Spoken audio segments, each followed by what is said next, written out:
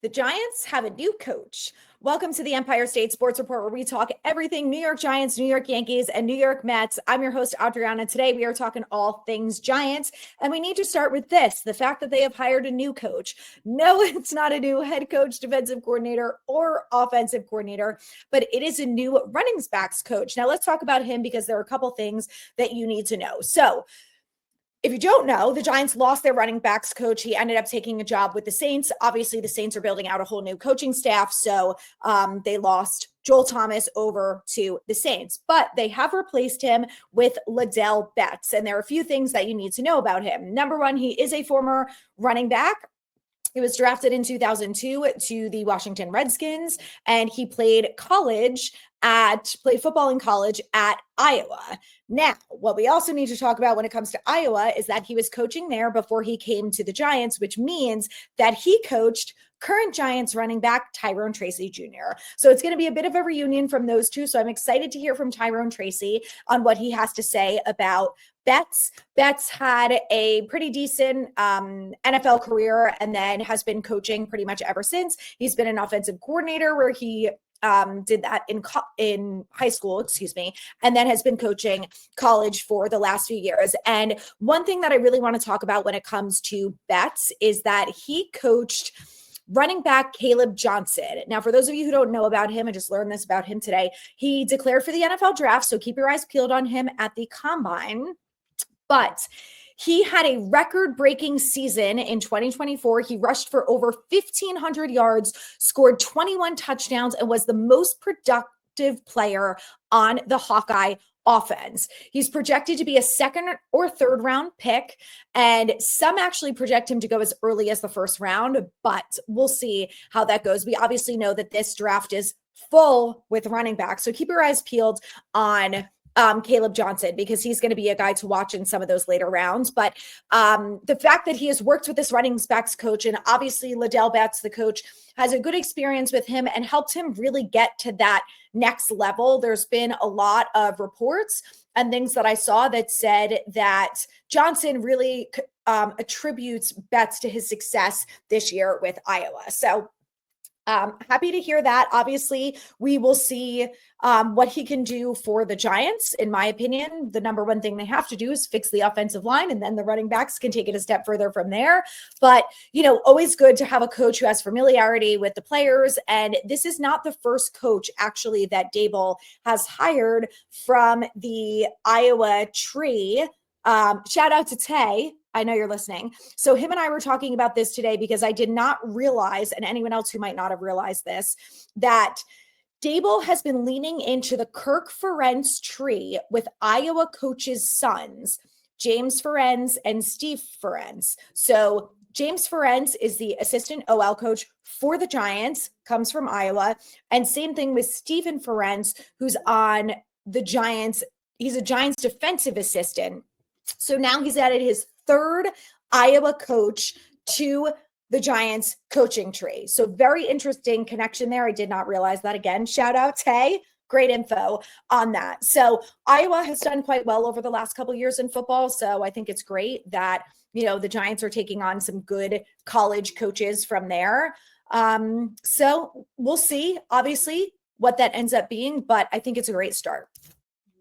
Something else I want to talk about today. Let's talk about Jason Pinnock, because he is a Giants player who's going to be a free agent. And I know when it comes to free agents, we've talked a lot already about Darius Slayton and, Azeez Ojulari, but let's talk about Jason Pinnock, because he's a guy that I think the Giants should bring back. And I think they should bring him back for a couple reasons.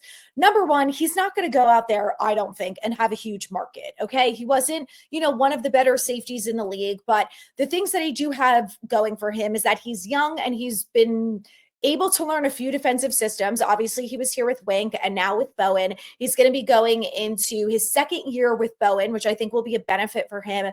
And we've also seen him be moved around as a safety and played in different ways. He's, even been rushing the passer, and he's done a nice job. He's had some quarterback hits. He's had some sacks. He's obviously not an edge rusher, and he's not an amazing safety.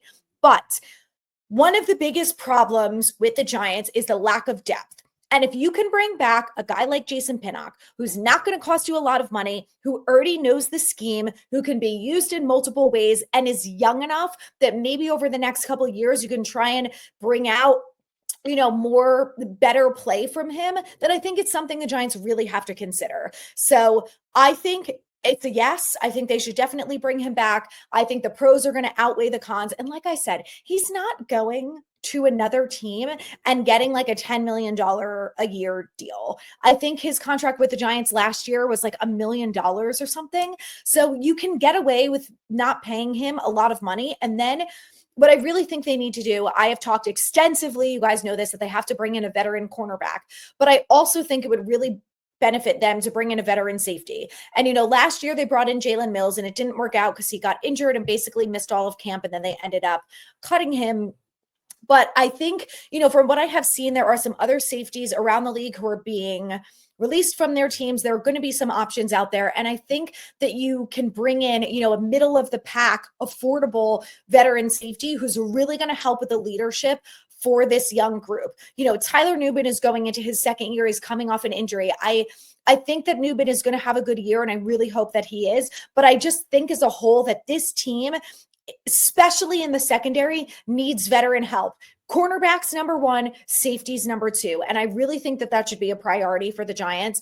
And, Pinnock is a veteran at this point, but he's definitely still on the younger side. And I just think that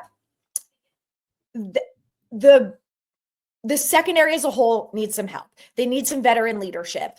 And I really think it would benefit them, especially going into another year with Bowden's scheme. So I think it's the right move. And I definitely think that it's something that the Giants should be doing. So we'll see what they end up doing. Free agency is only a couple weeks away. I'm so excited. And, I'm sure you guys have already seen that teams have started re-signing players. They started cutting them. So it's all happening. Now is the time. Nothing from the Giants yet. It's been pretty quiet from their end. So make sure you follow me on Instagram at Empire State Sports Report, because as soon as that news hits, when they start cutting guys and they start re-signing guys, that will be the place to go. But something else that I want to talk about today is the Giants' salary cap changed. So they're going to have around $48.5 million because the cap increased. And obviously that benefits them. But they do have the option by cutting these few players to save some money. So I want to talk about that because one of them is Cordell Flott. And I believe they save around $3.3 million. Now, in my opinion, I wouldn't release Cordell Flott because the Giants need a lot of help at corner. I think that towards the end of the year, Cordell Flott looked the best that he's looked thus far. And I think another year in the system, help from a veteran, they've got a new cornerbacks coach. All of these things, I hope, are going to help someone like Cordell Flott take it to the next level. So in my opinion, I would bring him back. But if the Giants cut him, they could save $3.3 million. Next up is Nacho. They could cut him and save $3.6 million. I love Nacho. I think that he's a better player than someone like Jordan Riley or, some of the other guys that they have brought in to play alongside Dexter Lawrence. And listen, we all know that Dexter Lawrence needs some major help. So, when we talk about depth, I like the idea of having Nacho on the books from a depth perspective. But is it worth $3.6 million? I don't know. To me, to them, it's pennies. You know what I mean? To me, 3.6 would be great. I'd take that any day. But, I kind of feel like if they can afford it, they should keep him. Again, the veteran aspect of that, when you've got younger guys, the Giants are probably going to bring in a defensive lineman in the draft, which means that he's going to be young, and to have that leadership aspect from Dexter and Nacho, I think would be great. But, I'm curious to see what the Giants end up doing, but he is a guy that they will save some money if they cut. Someone else that they can cut is Joshua Zudu. They're only going to save $1.4 million. And with all due respect to Joshua Zudu, I would probably cut him. I would. And listen, put him on the practice squad. For $1.4 million, you could keep him, sure. They finally moved him to guard. So, I mean, listen, if they were going to save like $4 million, then I would say cut him. the problem is, who are they going to replace him with? This is always the problem with the Giants, is they don't have the depth. And like, here's the other problem. Does anyone feel great about having Joshua Ezeudu as a backup? No. But they finally moved him back to guard in week 18, because I guess better late than never. Dable already had his job sealed. Why not move him in week 18 as opposed to week 2? Never have a good answer for that one. But I think, if they think that they can get something out of him at guard for $1.4 million, you keep him. The question is, do they think that? I don't know. We'll probably find out in the next 3 weeks or so. But if they get rid of Ezeudu, they have to replace him in the draft. And I would like to see between free agency and the draft, I would like to see multiple offensive linemen brought in, because I'm not sold on Joshua Ezeudu in any way, shape, or form. So if you can replace him, by all means, do it. I just don't know if they're going to. So next up on the list for also $1.4 million is Greg Dulcich, I think is his name, Dulcich. I would probably cut him. I feel like he didn't really do anything for the Giants this year. He won't be missed. $1.4 million. Keep Ezeudu as a backup, and then you save $1.4 by getting rid of him.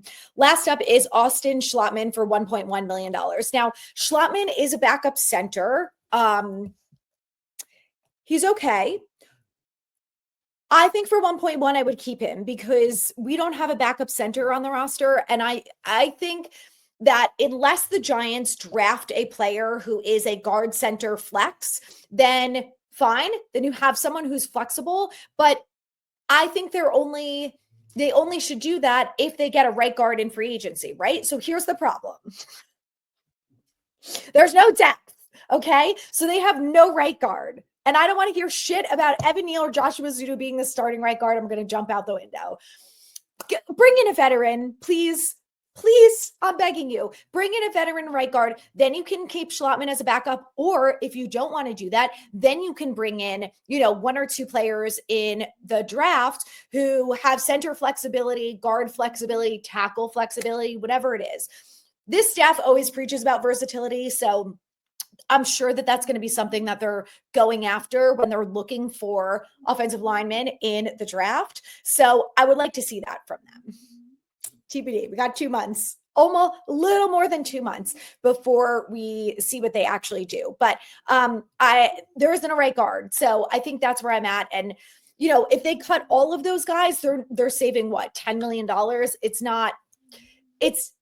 If you cut all of them in theory, it's nice, right? Because you have $10 million more, you're up to almost $60 million that you can allot to other positions. But then you've got 1 less defensive lineman, 2 less offensive linemen, 1 less cornerback, which we're already pretty thin at. So this is the problem, is how easily can they replace those players with better talent? Now, the argument that you could make is that none of those guys are that great to begin with. So in theory, they should be easy to replace, right? But at what cost? So we'll see what they end up doing. I think that, like I said, depth is really important. And the top 3 positions that I think I would like to see depth at, I have to make it 4 because it's got to be offensive lineman, defensive lineman, corner, and quarterback, because you can't not have depth at any of those. And when it comes to the quarterback, obviously we don't mean 4 quarterbacks. I mean 2 quarterbacks who are serviceable, and then Tommy DeVito, like that's realistically what it's going to be. So we'll see how the Giants approach this offseason. It's going to be interesting, but free agency is coming up soon.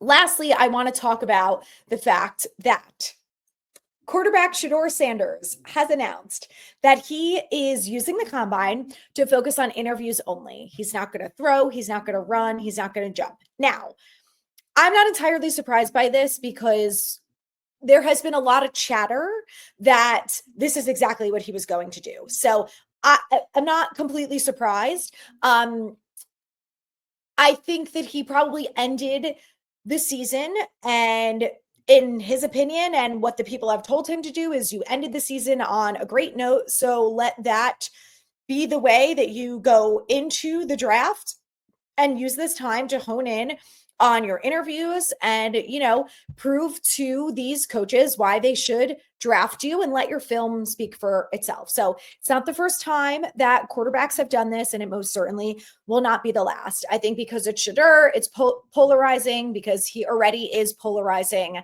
as it is.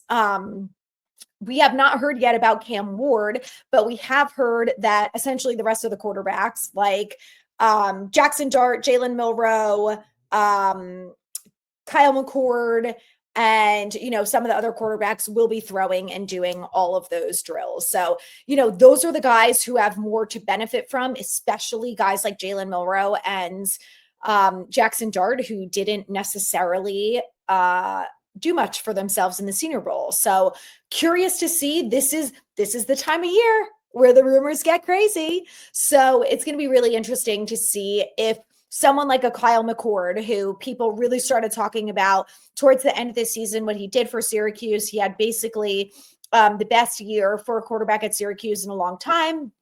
Broke a bunch of records, like passing records, I think touchdowns, all sorts of things. So obviously he's coming off a really good season. So not good enough for him to be, a first round pick, of course. But, can he use the combine to increase his stock from potentially being a fourth rounder to a third rounder? This is the season where this stuff happens. So again, it'll be very interesting.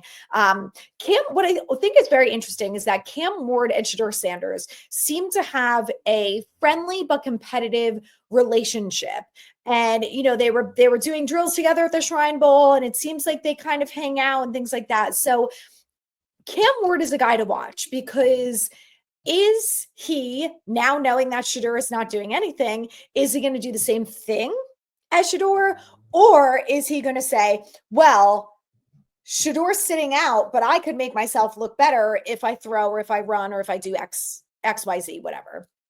Very curious. Has not made that announcement yet, but I will keep you guys posted as soon as I hear it, because I think it's going to be fascinating. My 2 cents on the Shedeur with the Giants thing, because I know this is such a hot topic as of late. In my opinion, the Shedeur hype to the Giants is what JJ McCarthy was to the Giants last year. I think that if at 3, Abdul Carter or Cam Ward is on the board, I would bet my house, I'm grimacing for those of you who are listening, that the Giants are going to pick one of those guys over Shedeur Sanders, because last year they could have picked JJ McCarthy. The Giants love JJ McCarthy. If he's on the board, they're never going to pick anyone over him. He came in over Easter weekend to have meetings and workouts, and oh my God, the Giants just love him. I have never heard, outside of Dave Gettleman and Saquon Barkley during that draft time, and maybe Daniel Jones, it's been years since we have heard this type of stuff about the Giants they're head over heels in love with this player, as we did with JJ McCarthy. And we knew they liked Malik Neighbors, but all the hype was, oh no, JJ McCarthy is their guy. He is their guy. And look what happened. So I don't know. I'm really not sold on Shedeur to the Giants at 3. And maybe it's wishful thinking. I don't know, because he's not my guy. But I really feel like it's last year all over again, because nothing has come out from the Giants, which I'll give Joe Shane credit for this, as he does a way better job than Dave Gettleman ever did about keeping things locked up in the building. So we don't really know who we love. We know that obviously they've been scouting Colorado games in Miami, and this, they've been all over the map, as they should be, right? The team needs a lot of help and they have a lot of draft picks. So yeah, I just think that I just am not bought into the hype about Shedeur being the Giants guy. So, obviously time will tell, but like I said, like the Giants cleat thing came from him, didn't come from the Giants, and that type of stuff. So he's got a whole media team. He's got his dad. Like, I just think that all of the hype that's coming out is from his team only, which it should be. I don't ever want to hear the Giants say, yeah, we love Shedeur, because we don't need that. Okay. It's enough of the giving away what the Giants are going to do in the drafts. We have moved past that. Thank you, Joe Shane. I will give you credit for that. So that's all I got for you guys this episode. Later this week, I will be back with a Yankees Mets spring training update. We'll talk about the first week of spring training, injuries and home runs, and all sorts of fun stuff. So make sure in the meantime that you subscribe, share with a friend, and we'll be back talking about that. But before I go, oh my God, I have 2 things I have to update you guys on. How dare I almost forget? Number 1 is Giants Latest, which is a new YouTube channel that all of you guys who have been bitching and moaning to me on Instagram that you miss New York Giants fangirl, I am sorry you miss her. She's always here. I'll always be New York Giants fangirl to you, is that that channel is Giants only. It is 5 videos a week, every single week. They are shorter videos, 8 to 12 minutes, maybe up to 15, depending on, what the season and what the topic is looking like that day. But they're shorter videos, 5 days a week. You can get your Giants fix every single day. Make sure you subscribe to Giants Latest. I'll put it in the show notes. And then something else for all of my people who don't love social media, you guys are going to love this. A weekly newsletter. It's called New and Blue, and I'm going to put the link in the show notes and the description as well, so you guys can subscribe immediately because the first installment is out.